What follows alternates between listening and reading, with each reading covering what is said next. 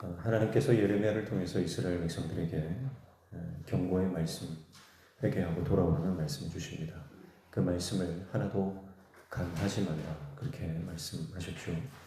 예레미야는 하나님의 말씀에 순종하여 그 말씀을 성전에서 전했고 예루살렘 성전이 무너질 것이다 라고 하는 이 하나님의 말씀은 종교 지도자들을 상당히 불편하게 했습니다. 그래서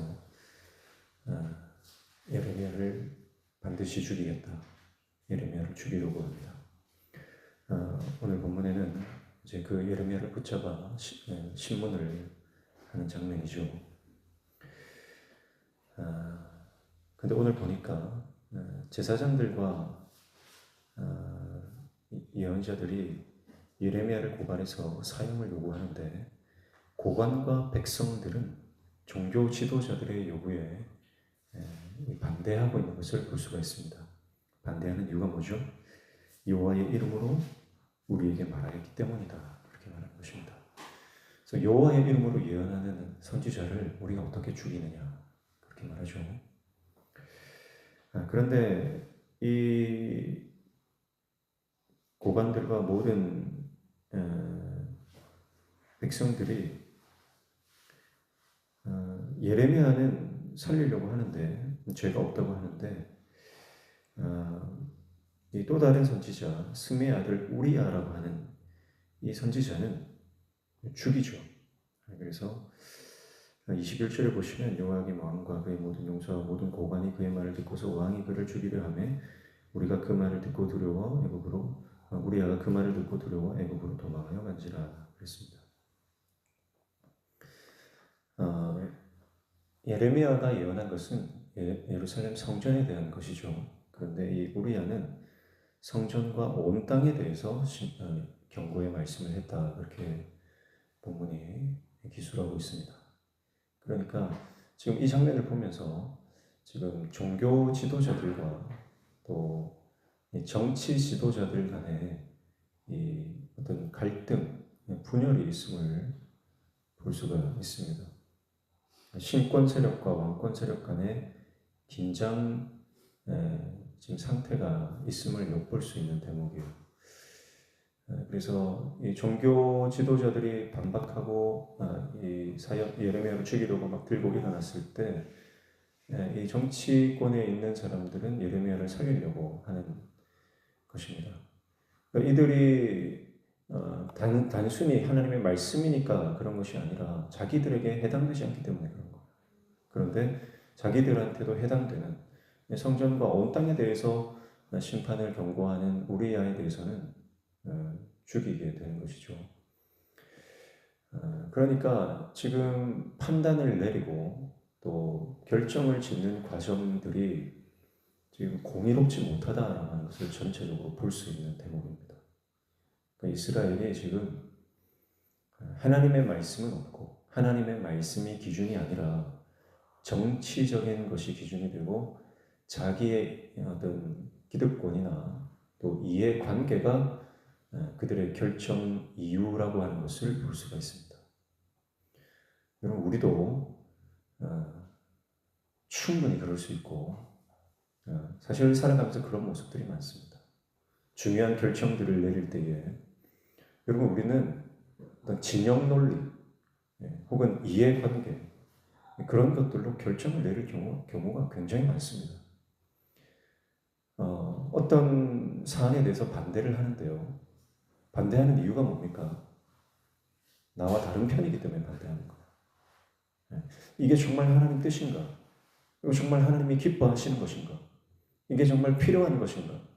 아니면 이게 정말 필요 없는 것인가?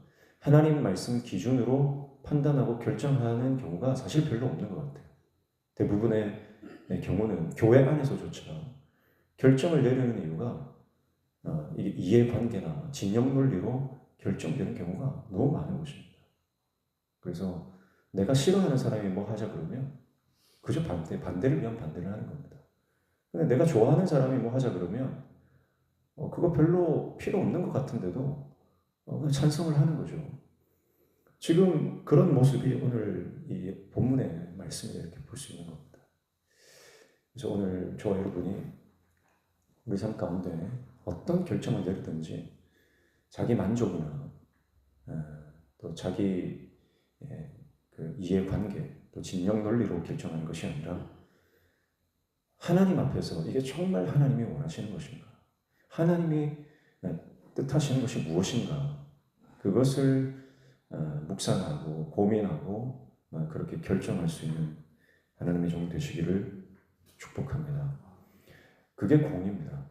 하나님 말씀대로 하는 것이 공이고 하나님의 원하시는 것을 우리가 파악하고 그 뜻대로 결정하며 나아가는 것, 그것이 하나님의 나라를 구축해 나아가는 모습일 것입니다.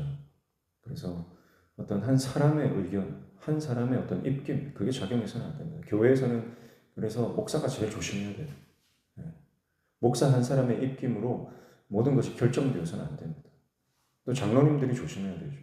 장로님들의 어떤 그 개인적인 사견이 반영되어서는 안 되는 것입니다. 모든 사람은 마찬가지예요.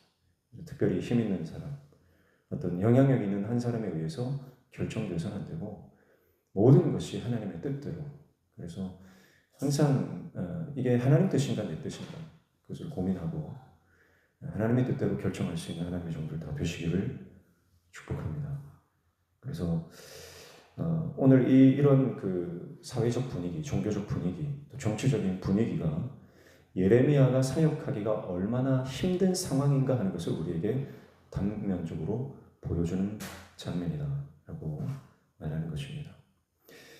그리고 오늘 본문에 나오는 예레미야와 또 우리야, 이 두 선지자에 대한 내용을 보면 이 우리야는 죽음이 두려워서 애굽으로 도망을 갑니다. 근데 도망갔다고 죽음을 피할 수 있는 것도 아니에요. 여호야김이 사람을 보내서 끝까지 추격하여 그를 소환해 오는 것입니다. 그리고 결국 사형에 처하게 되죠. 그러나 예레미야는 두려울 수는 있습니다. 그러나 사명을 피하지는 않습니다. 여러분, 오늘 우리가 맡은 사명, 하나님께서 우리에게 주신 사명, 내 목숨과 바꿔서라도 끝까지 감당할 수 있는 하나님 종 되시기를 축복합니다. 주님 사명 감당하는 것이 결코 쉬운 일이라고 착각하지 마십시오. 하나님 사명 감당하는 것은요, 때로는 내 목숨과 바꿔야 하는 것입니다. 철저히 내가 주님 앞에 죽어야 하는 거예요. 그래야 사명 감당할 수 있는 것입니다. 힘들고 어려운 상황이라도 순종이 하나님의 뜻인 줄 알고 끝까지 순종하되 죽기까지 충성하는 하나님의 종 되시기를 축복합니다. 그래서 하나님의 종에게 필요한 것은 내 목숨보다 하나님의 명령이 더 중요하다는 그런 태도입니다. 내 목숨보다 주님의 명령이 더 중요하다. 그래서 주님께서 명령하신 일이라면 내 목숨을 바쳐서라도 그것을 감당해야 하는 것이죠. 죽음이 두려워서 피한 우리야처럼 우리는 어쩌면 조금 피곤하다고, 조금 어렵다고, 조금 마음이 복잡하고 시험에 든다고 포기하는 경우가 너무 많은 것입니다. 그러나 끝까지 포기하지 말고 죽음을 각오하고서라도 주님 사명 감당하는 순종의 종 되시기를 주님의 이름으로 축복합니다. 기도하겠습니다. 하나님 아버지, 하나님의 말씀이 우리 삶의 기준 되게 하여 주옵소서. 우리 삶의 모든 선택과 결정 가운데 인간적인 생각이나 또 인간적인 관계에 의해서 결정되는 것이 아니라 오직 하나님의 뜻이 무엇인지 고민하며 주님 뜻대로 순종하며 나아갈 수 있는 하나님의 종 되게 도와주시옵소서.